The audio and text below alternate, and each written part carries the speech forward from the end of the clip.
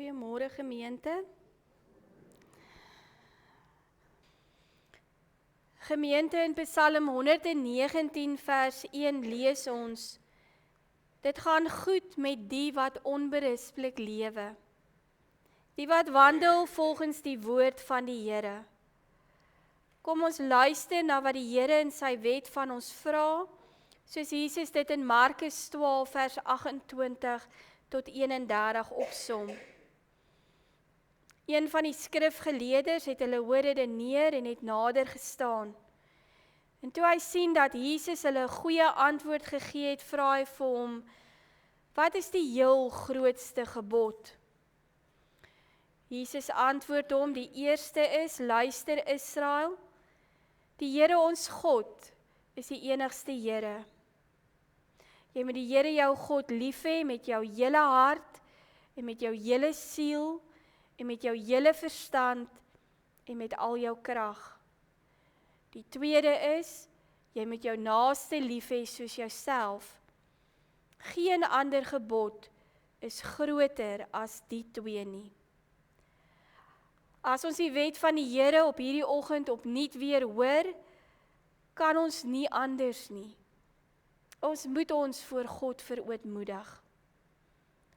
Kom doen dit saam met my. Here, ons bely dat ons dag na dag misluk om mens te wees soos U bedoel het ons dit moet wees. Ons bely dat ons dikwels nie liefhet nie, omdat ons nie verstaan wat liefde is nie. En omdat ons nie bereid is om onsself te offer nie. Ons bely vanoggend dat ons selfsugtig lewe en baie keer nie ander mense se nood raak sien nie. Ons bely dat ons stil gebly het waar ons geweet het ander mense word onregverdig behandel. Ons het niks om vir U aan te bied as versoening van ons sonde nie. Maar ons vlug in hierdie oomblikke na U toe. U, Here, wat in ons plek kom sterf het. Ons skriflesing vanoggend is uit die Ou Testament en ons gaan saam lees uit Genesis hoofstuk 16, daar vanaf vers 1 tot en met vers 16. Opskrif van hierdie gedeelte is Abraham, Sarai en Hagar. Sarai het nog nie vir haar man Abraham 'n kind in die wêreld gebring gehad nie. Sy het 'n Egiptiese slavin met die naam Hagar gehad. Toe sê Sarai vir Abraham: Die Here het my nou eenmaal daarvan weerhou om kinders te kan hê. Gaan slaap by my slavin. Miskien bring sy 'n kind in die wêreld wat my eie kan word. En Abraham het saamgestem met sy vrou. Abraham was al 10 jaar in Kanaan toe Sarai, die vrou van Abraham, self vir Hagar, haar Egiptiese slavin, gevat en vir haar man Abraham as vrou gegee het. Hy het by Hagar gaan slaap en sy het swanger geword. Toe sy agterkom sy swanger, het haar eienares geminag. Toe sê Sarai vir Abraham: Jy dra die skuld vir hierdie onreg wat ek moet verduur. Ek het my slavin vir jou gegee om met haar gemeenskap te hê, en nou dat sy agterkom sy swanger, minag sy my. Mag die Here hierdie saak tussen my en jou uitwys. Maar Abraham sê vir Sarai: Jou slavin staan onder jou. Doen met haar soos jy goed dink. Sarai het haar slavin toe sleg behandel en sy het weggeloop. En die engel van die Here het vir Hagar ontmoet by 'n fontein in die woestyn. Die fontein langs die pad na Sur toe, en vir haar gevra: Hagar, slavin van Sarai, waar kom jy vandaan en waar gaan jy heen? Toe antwoord sy, ek loop van my eienares Sara hier af weg. En die engel van die Here sê vir haar, gaan terug na jou eienares toe en onderwerp jou aan haar gesag. Verder het die engel van die Here vir haar gesê, ek sal jou nageslag so baie maak, dat hulle te veel sal wees om te tel. En toe sê die engel van die Here ook nog vir haar, jy is swanger, jy sal 'n seun in die wêreld bring, en jy moet hom Ismael noem, want die Here het van jou swaar kry gehoor. Jou seun sal 'n man wees so ontembaar soos 'n wilde donkie. Hy sal teen almal wees en almal sal teen hom wees. Hy sal in vyandskap leef met sy bloedverwante. Hagar het toe die naam van die Here wat daar met haar gepraat het, aangeroep en gesê, U is 'n God wat my sien. Hier het ek hom gesien wat my gesien het. En daarom word die fontein genoem Lagai-Rooi fontein. Die fontein is tussen Kades en Beret. Hagar het vir Abraham 'n seun in die wêreld gebring, en Abraham het sy seun wat Hagar in die wêreld gebring het, Ismael genoem. Abraham was 86 toe Hagar vir Ismael vir hom in die wêreld gebring het. Hagar het toe die naam van die Here, wat daar met haar gepraat het, aangeroep en gesê, U is 'n God wat my sien. Hier het ek hom gesien wat my gesien het. Tot sover ons skriflesing vanoggend. Wie 'n kind van God is, luister na die woorde van God. Terwyl ons so bly sit, kom ons bid saam.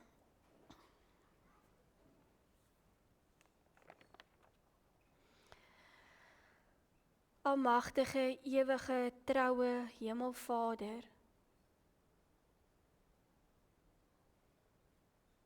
Here, dankie dat ons vanoggend hier in U huis by mekaar kan wees. En dankie Vader vir die hemelse vrede wat ons om ons beleef. Dankie dat U self hier teenwoordig is. Dankie dat U by ons is. Dankie dat U die almagtige en ewige God is, wat ons nooit sal begewe en nooit sal verlaat nie. Dankie, o Hemelvader, U bewarende en beskermende hand die afgelope week. Dankie Vader dat ons weet, U is in beheer, ook van Suid-Afrika.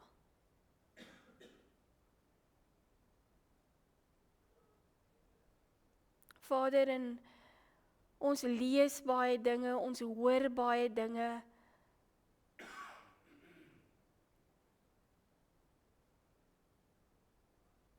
maar ons weet, Vader, U is in beheer. En help vir ons om altyd volkome op U te vertrou.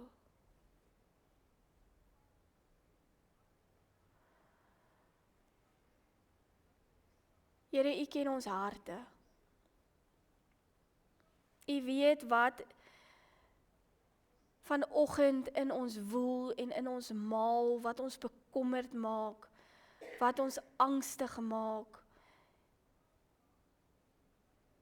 Here, U ken ons by die naam.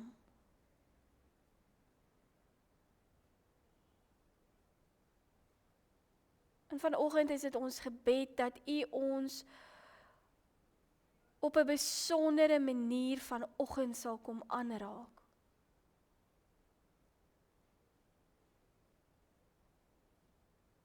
Ons bid dat U ons harte sal kom transformeer. Dat ons meer en meer sal word wat U wil hê ons moet wees. En ons bid dat U vanoggend U woord en dit wat U vanoggend vir ons wil kom sê, aan ons sal oopbreek. Dat wanneer ons hier uitstap, ons kan sê, ons het die lewende God vanoggend ontmoet. Laat dit so vir elkeen van ons wees. Amen.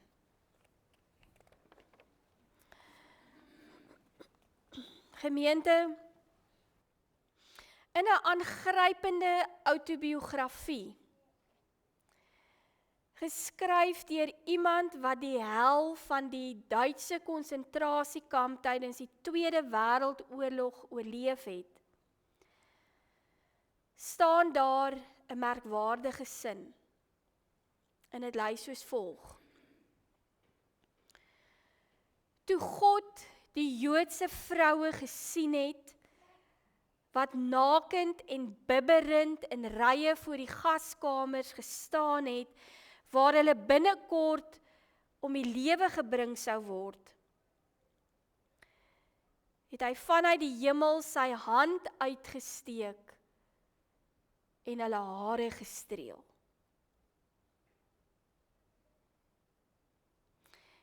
Het hy vanuit die hemel sy hand uitgesteek en hulle hare gestreel. En die sin kan, en dit was ook die skrywer se bedoeling daarmee, 'n mens 'n hele end wegtroos.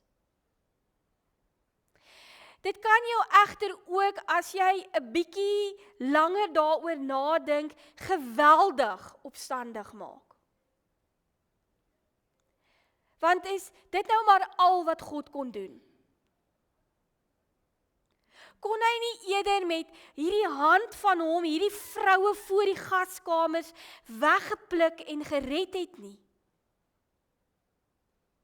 Kon hy nie die deure van die gaskamers vir eens en vir altyd sluit nie?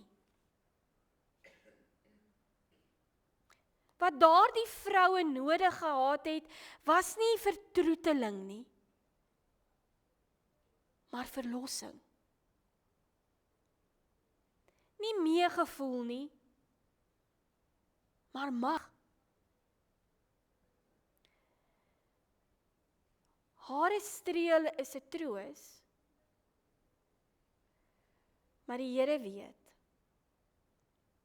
as jy voor 'n gaskamer staan en jou beurt kom al hoe nader,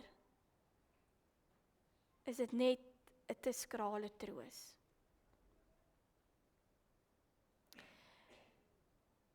En geliefdes, staan ons almal nie maar een of ander tyd in ons lewe voor 'n gaskamer nie. 'n gaskamer van gestroopte emosies, gestroopte lewenskwaliteit, gestroopte menswaardigheid. U en ek kom daagliks voor situasies te staan wat dreig om die oorhand oor ons te kry. Daardie tyd as jy in die dokter se spreekkamer sit en jy hoor die diagnose, jy het kanker.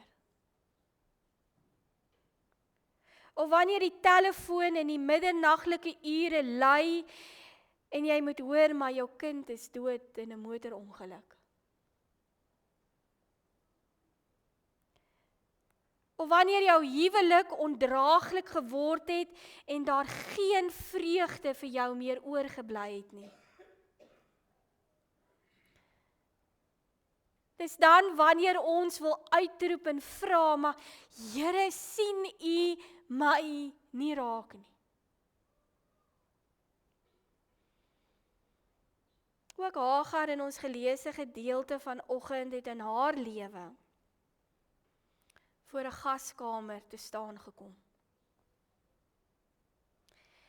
En as ons na die gedeelte gaan kyk, dan is dit asof Hagar nie in hierdie verhaal pas nie. Die hele verhaal gaan oor Tera en sy familie. Dit gaan oor Abraham en sy onvrugbare vrou Sarai. Dit gaan oor beloftes van 'n land en kinders. En dan duik Hagar skielik op. Waar sy vandaan kom, weet ons nie. Sy het nie 'n geslagregister nie, en haar familie ken ons nie.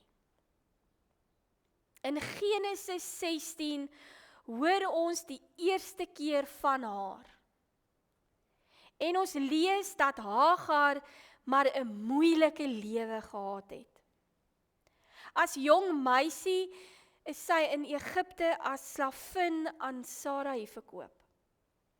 En toe hulle uit Egipte wegtrek, moes sy saamgaan.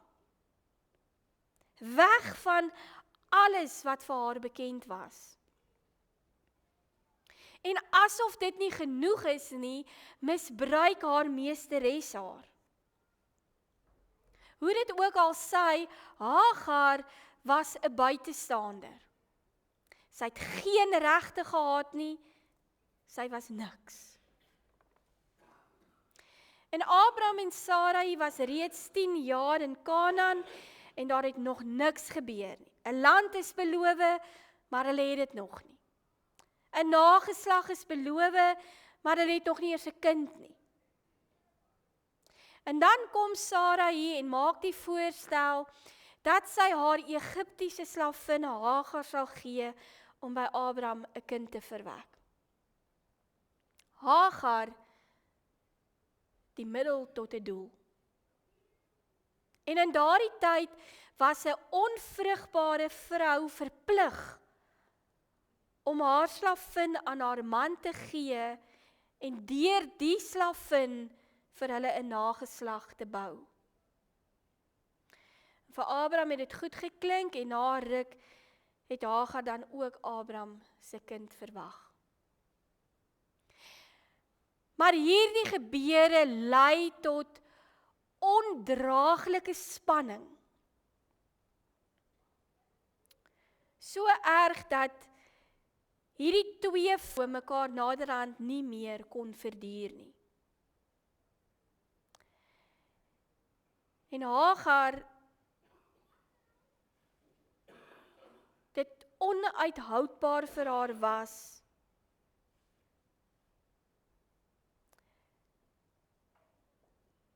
en sy het weggeloop. Terug na haar geboorteland Egipte. Nou geliefdes, stel jouself die volgende prentjie voor. 'n eensame, swanger vrou op pad deur 'n dorre wildernis. En niemand wat hom oor haar ontferm nie. Hagar loop letterlik en figuurlik 'n pad deur die woestyn. Fisies en liggaamlik voel Hagar van God en mens verlate. En dan gebeur die wonderlike. In die woestyn, onder haaglike omstandighede, maak Hagar kennis met die engel van die Here. Hagar, slavin van Sarai, waar kom jy vandaan? En waar gaan jy heen? 2 dood onskuldige vrae. Van waar en waarheen? En vir die eerste keer ontmoet sy die God van haar meester van aangesig tot aangesig. 'n God wat nie net baie van haar van waar weet nie, maar ook 'n God wat presies weet waarheen sy moet gaan. Hagar leer God in die woestyn ken as 'n God wat vir haar omgee. 'n God wat haar swaars kry raak sien. 'n God wat weet waarheen hy met haar op pad is. Sy ontmoet die Here die Almagtige daar by die fontein Lagai-Roi. En hierdie fontein se naam beteken van hom wat lewe en my sien. Geliefdes, in Hagar se Elia ontdek sy dat God ook vir haar tyd het. Dat God haar by haar naam ken en dat hy alles van haar weet. Hagar ontdek in die woestyn dat God haar nie in haar ellende los nie, maar 'n oplossing vir haar het. En net soos die verhaal van die vroue voor die gaskamers wil ons vra, en het God vir Hagar uit haar pyn en haar verlatenheid verlos? Help God Hagar om weg te kom? Neem God Hagar na 'n rustiger en lekkerder plek?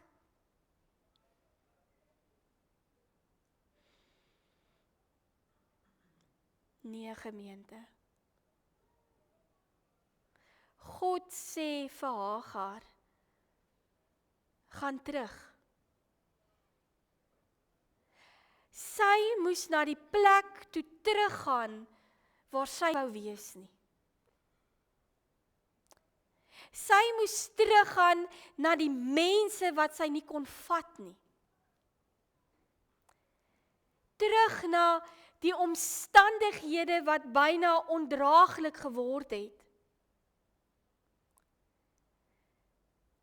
En 'n mens wil jouself afvra, is dit darm nie maar te veel van Hagar gevra nie? Wat sou u en ek doen as ons Hagar was? En tog, na haar woestynervaring het sy teruggegaan. Terug na haar pyn en seer. Haar geheim? Dit was die ervaring dat die Here sien. Dat die Here haar swaar kry en haar ellende raak gesien het. Dat hy haar so raak sien en dat hy so naby aan haar kom, dat hy haar frustrasie, haar woede, haar ongeduld ken. Vir Hagar was hierdie ervaring van God wat haar sien genoeg. Vir Hagar was die ervaring van God se voelbare nabyheid so genoeg, dat sy die frustrasie van die Abraham huis kon verduur. Hagar het ervaar dat God so naby aan haar kom, dat hy haar sien en gehoor het. Maar nog is dit nie die einde van hierdie verhaal nie. In Genesis 21 vers 19 lees ons van die mooi afronding van hierdie slavin se lewe. Na die woestynervaring het sy weer in Egipte gaan bly. Waarskynlik is sy weer met haar familie herenig. Waarskynlik het sy 'n lewensruimte gevind waarin sy tuis en gelukkig was. Genesis 21 sê vir ons, Hagar het weer tuis gekom. God het haar gesien. God het haar gehoor. Maar gemeente, God het nie net Hagar by die fontein ontmoet nie. God het vir jou en vir my by die kruisdood van sy seun al ontmoet en raak gesien. Toe hy sy eie seun nie gespaar het nie, maar hom oorgelewer het as verlossing vir al ons sondes. Gemeente, God het sy seun nie van sy woestynpad weerhou nie. Want deur Jesus Christus se woestynpad het daar verlossing gekom vir jou en vir my.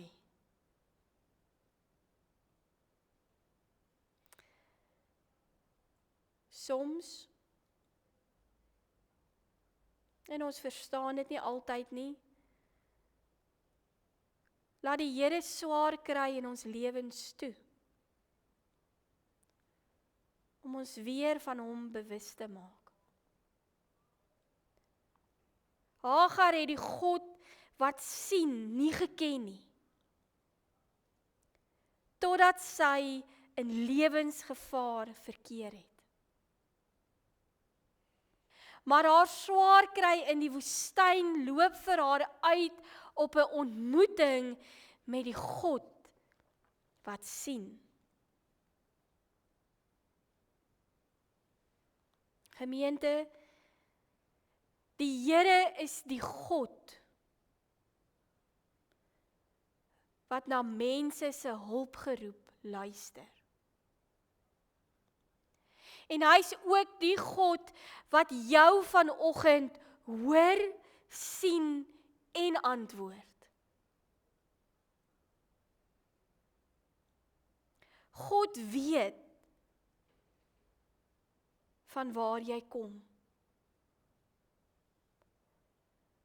Maar bo alles weet God ook waarheen hy met jou op pad is. Al beteken dit 'n pad deur die woestyn.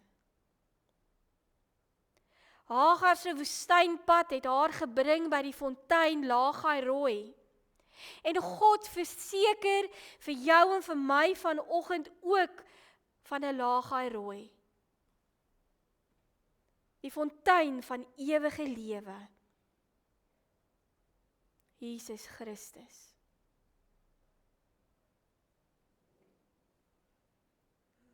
En daarom kan u en ek vanoggend hier uitgaan, terug na daar waar ons dalk nie wil wees nie. Terug op ons woestynpad.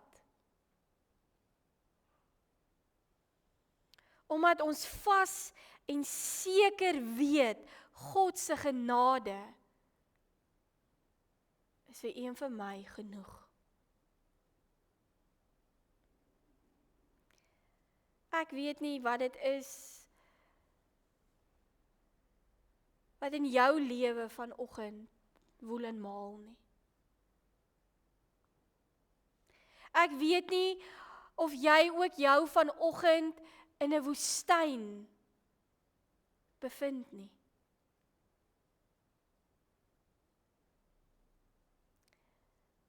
Ek weet nie wat dit is wat dalk maak dat jy vanoggend nie eers by daai deur wil uitstap nie.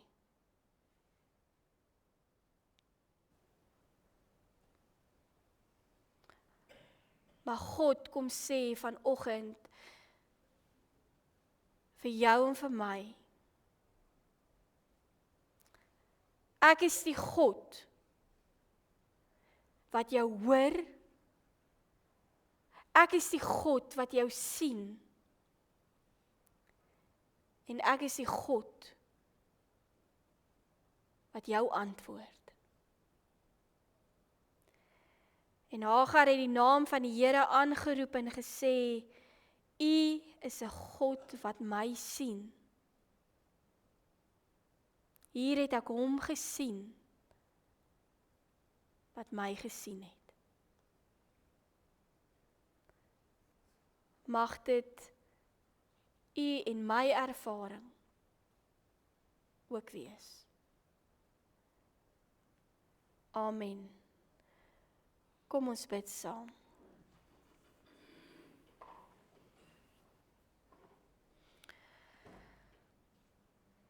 Almagtige Hemelvader, dankie Here dat U ons woestynpaaie ken.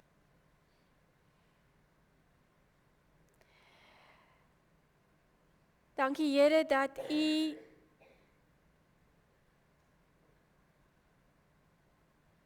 ons so ken,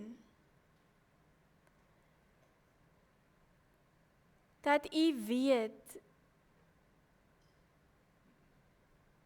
wanneer ons voor gaskamers te staan kom en wanneer ons nie weet waarheen nou nie.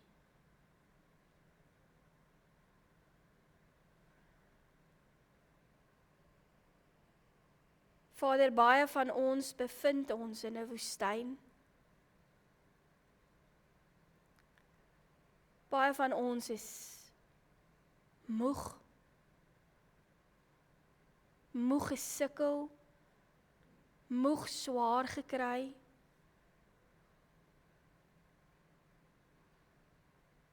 Moeg om eensaam en alleen te wees, moeg om siek te wees.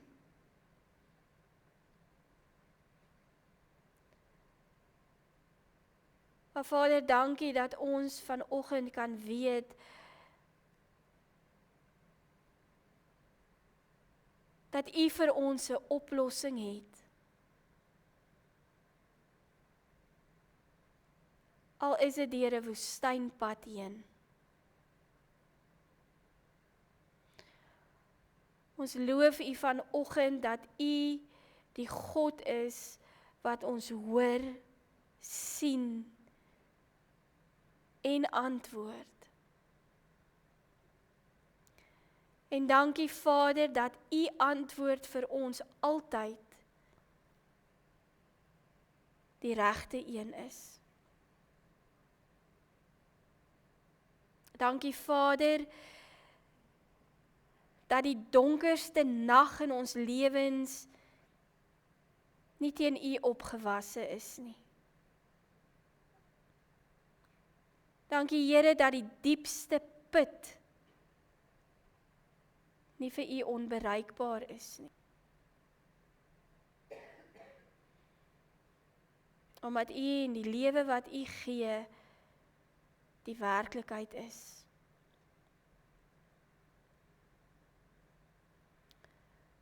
Laat ons vandag hier uitgaan, Vader, met moed, met hoop, omdat ons weet, U is die God wat ons hoor, sien en antwoord. Amen.